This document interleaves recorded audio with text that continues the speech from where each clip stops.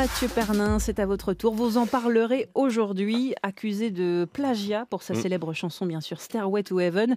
Le groupe Led Zeppelin va comparaître à nouveau devant un tribunal américain. Eh bien oui, les membres de Led Zeppelin vont-ils se reformer pour aller devant donc les tribunaux afin de savoir une fois pour toutes si le chanteur et guitariste du groupe britannique, à savoir Robert Plant et Jimmy Page, sont bien les auteurs de cette chanson.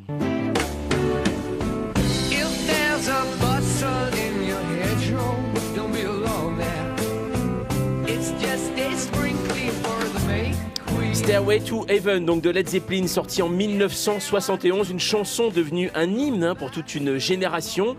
Une génération d'ailleurs qui ne s'est pas du tout intéressée aux paroles, puisque cette chanson raconte tout de même l'histoire d'une femme qui achète un escalier menant au paradis. Bon, en gros, une visite chez la Père sous LSD. Alors, ce titre de référence est depuis quelques années l'objet d'un combat juridique entre Led Zeppelin et le groupe Spirit. Alors Spirit, c'est un groupe californien formé en 1967 et qui, en 67, a commis un titre instrumental baptisé Taurus qui commence comme ça.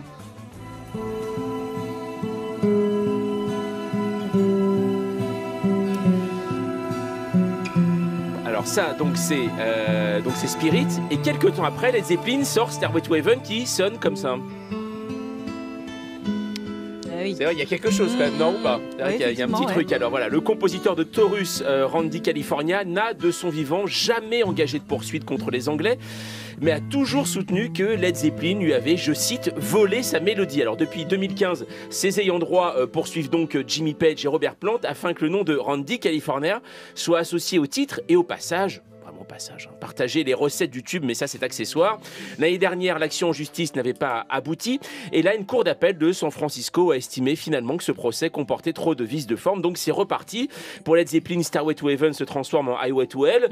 Dans le monde de la musique, le plagiat, ou plutôt la très forte inspiration par rapport aux autres morceaux, est chose courante. Michael Jackson qui s'était servi sans l'accord de Manu Dibango de son Soul Makossa, ou l'année dernière quand le groupe Radiohead a été surpris un matin de découvrir que la chanteuse Lana Del Rey s'était fortement inspirée de Creep pour sa chanson Get Free. C'est assez discret vu que personne ne connaît Creep en plus.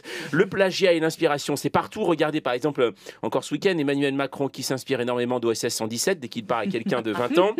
Laurent Wauquiez qui pense que le Puy-en-Velay a besoin de Donald Trump. Et hier soir, bien sûr, ses adieux à la politique française. Manuel Valls, il semblait tellement heureux qu'on aurait dit un plagiat d'Hakuna Matata. Vous voyez, donc ça n'existe pas comme musique, ça existe partout. Le plagiat est vraiment quotidien. Mais vous êtes inimitable, Jean-Mathieu Pernin. C'est très gentil, à 6h56 surtout. Je suis d'humeur à faire des compliments ce matin. À demain.